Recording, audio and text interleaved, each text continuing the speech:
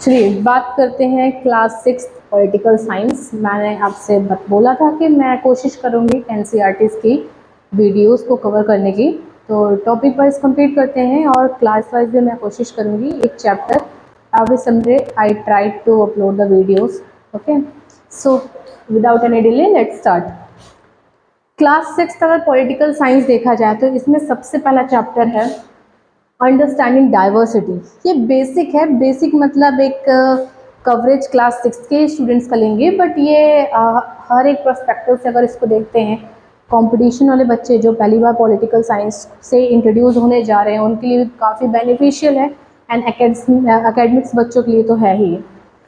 बात करें अगर अंडरस्टैंडिंग डाइवर्सिटी को समझने के लिए, तो इसमें इस चैप्टर्स को कवर किया गया है 3 पार्ट में। सबसे पहला पार्ट है डाइवर्सिटी इन इंडिया। सबसे पहला जो पोर्शन है उसमें बात की गई है इंडिया की डाइवर्सिटी के बारे में। सेकेंड पोर्शन में एक्सप्लेन किया गया है कि इंडिया में डाइवर्सिटी होती कैसे, किस तरीके से आप बताएंगे कि हाँ ये डाइवर्सिटी है। द थर्ड वन इज इतनी डाइवर्सिटी होने के बावजूद भी कैसे यूनाइट है। सो इन 3 टॉपिक को कवरेज लेके एनसीईआरटी का पहला चैप्टर बनाया गया है अंडरस्टैंडिंग डाइवर्सिटी।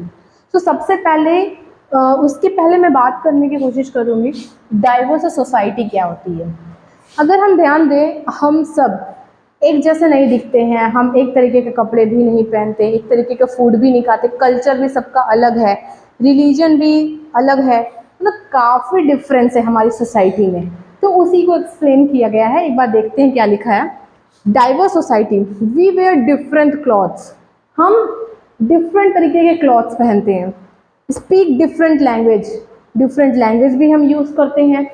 राजस्थान में राजस्थानी, असम में असमीज। बात करें नॉर्थ इंडिया में तो यहाँ मोस्टली मेजॉरिटी ऑफ पर्सन यहाँ हिंदी बोलते हैं, पंजाब साइड में पंजाबी बोलते हैं।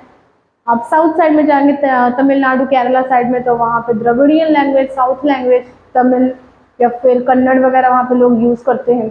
मतलब आफ्टर अगर आप देखते हैं हर एक रीजन में लोग अपने रीजन के अकॉर्डिंग, उनके कल्चर के अकॉर्डिंग, उनके सोसाइटी के अकॉर्डिंग लोग डिफरेंट तरीके के लैंग्वेज को यूज़ करते हैं।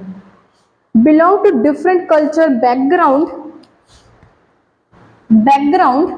Reason and region. बात करें belonging to different culture background, culture background अगर देखा जाए तो कल्चरी जो हमारा बैकग्राउंड है वो, अगर बात करें सोसाइटी में इतने डिफरेंस आने के कारण एक तरीके से हम बता सकते हैं कि रिलीजन में लोग किस तरीके से कपड़े पहनते हैं, सबके अपने अलग तरीके होते हैं, किस तरीके से वो अपने क्लॉथ्स को एक आउटफिट अपना किस तरीके से रखते हैं, और डिपेंडिंग अपॉन द रीजन किस एरिया में आप रहते हैं इस पर भी डिपेंड करता है। बात करें अगर कश्मीर साइड की, लद्दाख साइड की, वहाँ पे कोल्ड वेदर होने के कारण, कोल्ड क्लाइमेट होने के कारण वहाँ पे अगर क्लॉथिंग पैटर्न आप वहाँ के लोगों का देखेंगे तो वो डिफरेंट तरीके के क्लॉथ्स पहनते हैं। अभी नॉर्थ इंडिया में देखिए, नॉर्थ इंडिया के लोग अलग तरीके के कपड़े पहनते हैं। आप ईस्टर्न साइड चले जाएंगे, ईस्टर्न साइड कह सकते हैं आप असम हो गया, मणिपुर हो गया, तो उस साइड के लोग अलग तरीके के कपड़े पहनते हैं। राजस्थान में साइड जाएंगे तो वहाँ के लोग अलग तरीके के कपड़े पहनते हैं। मतलब it's depend upon the geography also, आप किस रीजन में रहते हैं आप इस पर भी डिपेंड करता है, किस कल्चर से आप बिलोंग करते हैं इस चीज़ पे भी डिपेंड करता है।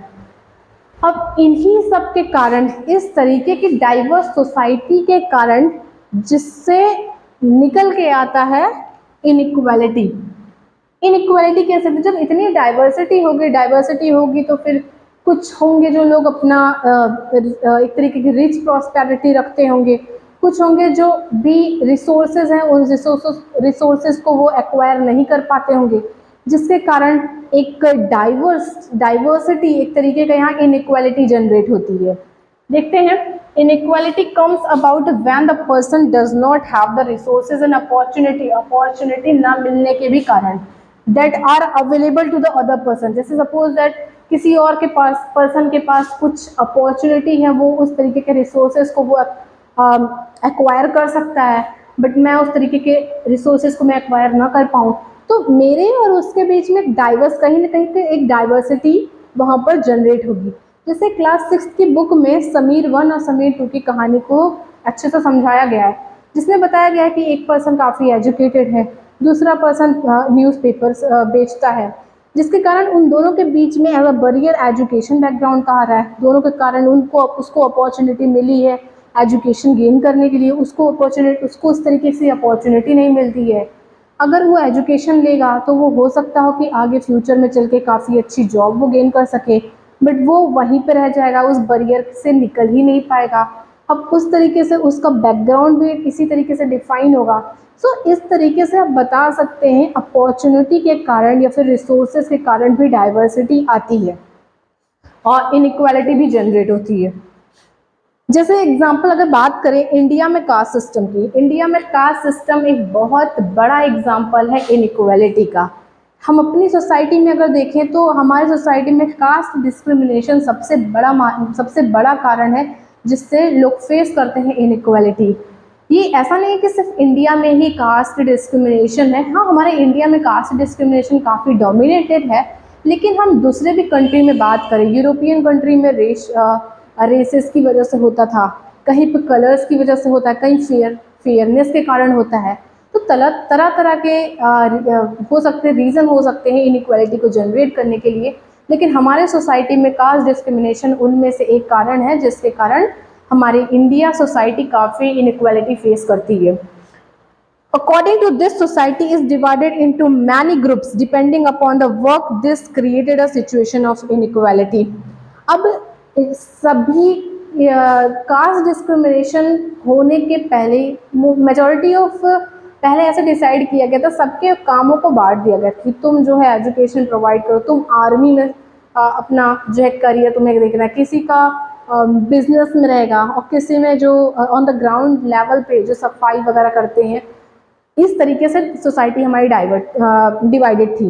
बट बात करें इस तरीके से ये सोसाइटी हायरार्किकल हो गई जिससे ये अभी वर्क पे या फिर आपके काम पे ना डिपेंड होके ये as a on the after the birth लोग खुद ही डिसाइड कर लेते हैं कि आपकी सोसाइटी आपका कास्ट क्या है, किस तरीके से, इस वजह से यहाँ पे डिस्क्रिमिनेशन जनरेट होता है।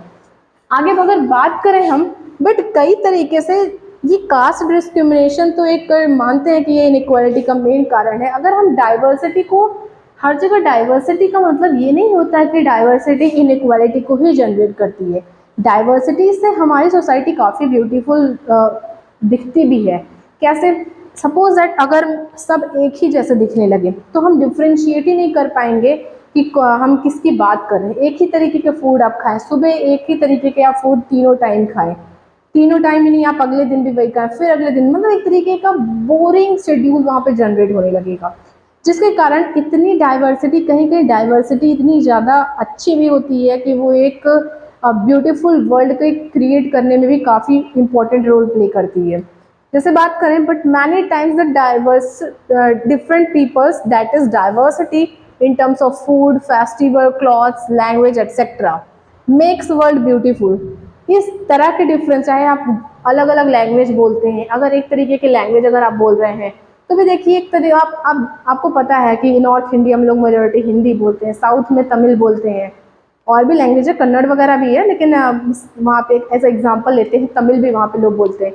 तो आपको पता है जब आप उनसे मिलते हैं कि एक अलग सा कनेक्शन फील करते हैं कि मैं भी जरा उनसे बात करके देखूं क्या किस तरीके से उनका एसेंट है, किस तरीके से वो बोलते हैं, कैसा उनका कल्चर है, कैसा उनका बिहेवियर है।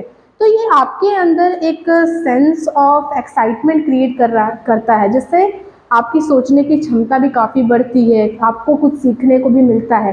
तो क्या है, ये सब एक तरीके का एक आप वर्ल्ड को एक अनदर वे में देख रहे हो ना, यहाँ पे डाइवर्सिटी के कारण ही, बट यहाँ पे डिस्क्रिमिनेशन नहीं हो रहा है। तो ऐसा नहीं कि जो भी आपका ये डाइवर्सिटी वो हमेशा एज अ डिस्क्रिमिनेशन या फिर इनइक्वालिटी का ही काम करती है, ये कभी कभी हमारे लाइफ में एक अच्छा रोल भी प्ले करती है। जैसे मैंने बता दिया यहाँ पर कि जैसे वर्ल्ड को आप जिस तरीके से देखते हो। इसमें बात करें, अब यहाँ पे पहला टॉपिक पे आए, diversity in India. India is a country of many diversity. India में बहुत ज़्यादा डाइवर्सिटी है।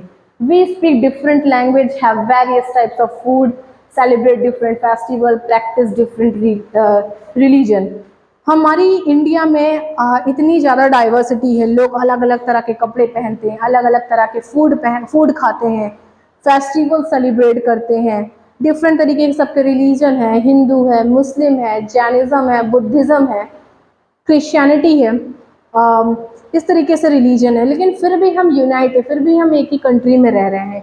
मतलब इतनी डाइवर्सिटी होने के कारण भी हम एक टेरिटरी में रह रहे हैं, एक डोमेस्टिक हमारी टेरिटरी है, डोमेस्टिक हमारा एक लैंड है जिसमें हम सब एक साथ मिलजुल के रह रहे हैं। इसे हम देखेंगे यूनिटी इन डाइवर्सिटी में। फिलहाल आप अगर इसे नोट करना चाहें तो आप नोट कर लीजिए।